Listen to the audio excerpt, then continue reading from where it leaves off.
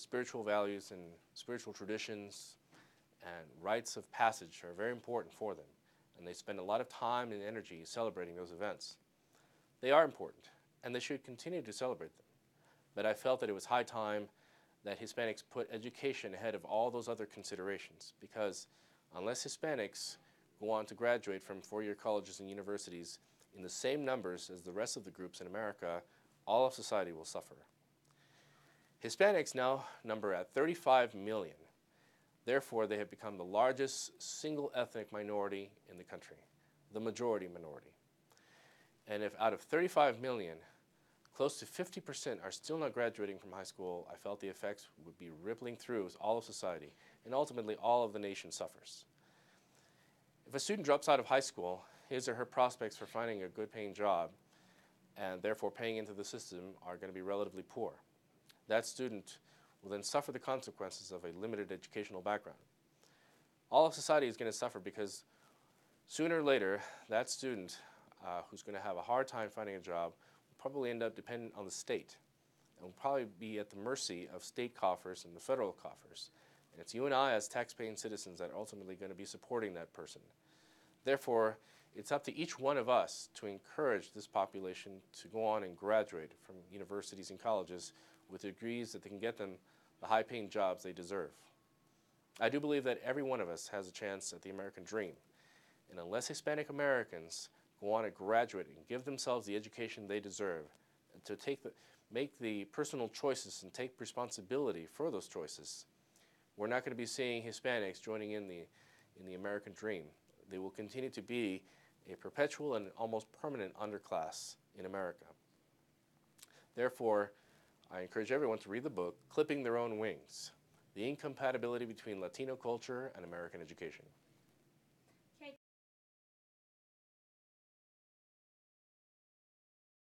In the typical Hispanic household, you're going to see family cohesion, family togetherness, the celebration of holidays together, the sending of remittances, money back home to Mexico and other Latin countries being the most important things that they do. Every year they might take a family pilgrimage back home to Mexico to visit family, to celebrate the holidays in Mexico, or to send kids back home to work on a farm in Mexico. All these roots and traditions and cohesiveness to their mother country is holding them back, because ultimately, if a child, for instance, is sent over summer vacation to work at a family farm in Mexico, and the school year begins right back here in August or September here in the United States, and that student is still in Mexico working on the family farm, when that student comes back here, he or she is going to be very far behind and will have a difficult time catching up. This is what I mean when I refer to the hierarchy of values. For Hispanic Americans, other things, such as working on a family farm, being with family, spending time with family, keeping family members close by, is more important to them. That's higher up on their hierarchy of values, their hierarchy of priorities. But until Hispanics put education at the very top of their list of priorities, they're going to continue to suffer.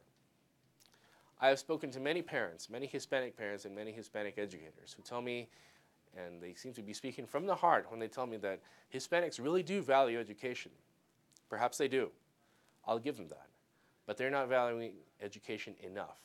They're not making education the priority that they need to make it to be, because otherwise the numbers continue to speak for themselves. Hispanics continue to drop out of high school in record numbers. Therefore, when Hispanics say that they value education, they might, but that caring is not translating into actual physical results. They're not enrolling in colleges and universities in the numbers that they should be, proportional to their numbers in this country as a whole. Therefore, when I talk about a hierarchy of values, I talk about what they consider the most and the least important. And to date, the data and the numbers, the sheer numbers of dropouts suggest that education, while it may be something of concern to them, clearly is not at the top of their list of priorities.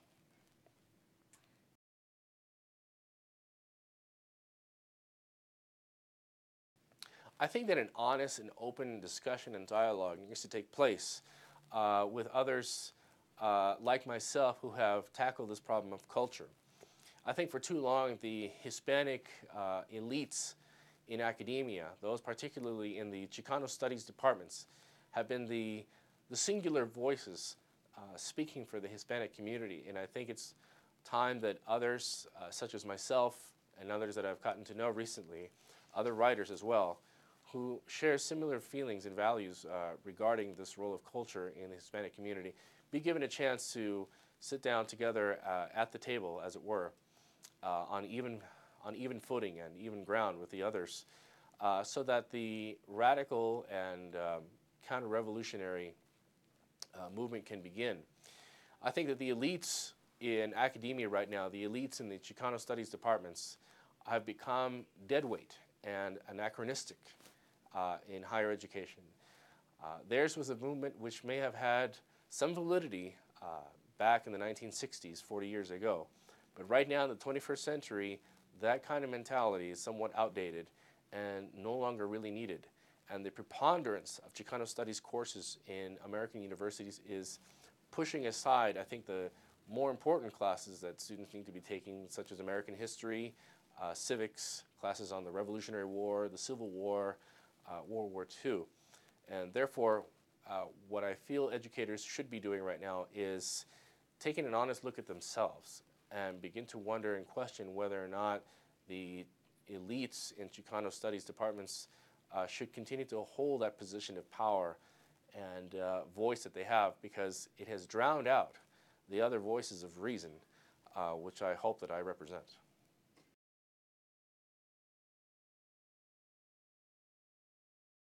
At this point, I feel that my work has, in a sense, only just begun.